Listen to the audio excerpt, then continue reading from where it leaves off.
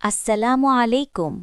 আজকে আমরা এমন একটি গুরুত্বপূর্ণ দোয়া শিখব যেই দোয়া চিন্তা, পেরেশানি, ঋণ, অলসতা ও কাপুরুষতা দূর করে দেয়।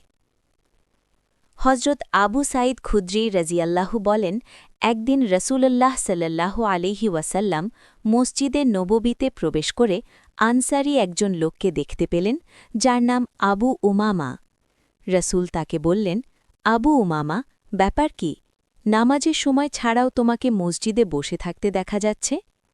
আবু উমামা বললেন, ইয়া রসুলাল্লাহ, আমার অনেক ঋণ এবং দুনিয়ার চিন্তা আমাকে গ্রাস করে রেখেছে। তখন রসুলাল্লাহ সাল্লাল্লাহু আলাইহি ওয়াসাল্লাম তাকে বললেন, আমি কি তোমাকে এমন কিছু কালেমা শিখিয়ে দেব যেগুলো বললে আল্লাহ তোমার চিন্তাকে দূর করে দেবেন এবং তোমার ঋণগুলো পরিশোধ করে দেবেন? তিনি বলেন, জি হ্যাঁ ইয়া রসুলাল্লাহ, অবশ্যই বলুন। তখন রসুলাল্লাহ সাল্লাল্লাহু আলাইহি ওয়াসাল্লাম তাকে উপরোক্ত দোয়াটি শিখিয়ে দেন এবং তা সকাল সন্ধ্যায় পড়তে বলেন। তারপর আবু উমামা বলেন, আমি রসুলাল্লাহ সাল্লাল্লাহু আলাইহি ওয়াসাল্লাম এর দোয়াটি পড়তে লাগলাম। ফলে আল্লাহ আমার চিন্তা দূর করে দিলেন এবং আমার ঋণগুলো আদায় করে দিলেন। সুবহানাল্লাহ।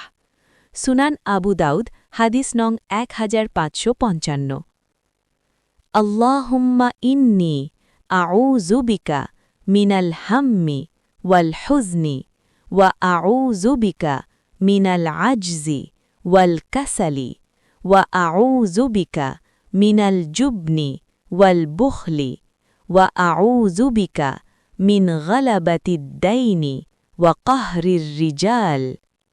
আল্লাহ, আমি আপনার কাছে আশ্রয় চাই চিন্তা ও পেরেশানি থেকে, এবং আমি আপনার কাছে আশ্রয় চাই অপারগতা ও অলসতা থেকে, এবং আমি আপনার কাছে আশ্রয় চাই কাপুরুষতা ও কৃপণতা থেকে, এবং আমি আপনার কাছে আশ্রয় চাই ঋণের বোঝা ও মানুষের ক্ষোভ থেকে।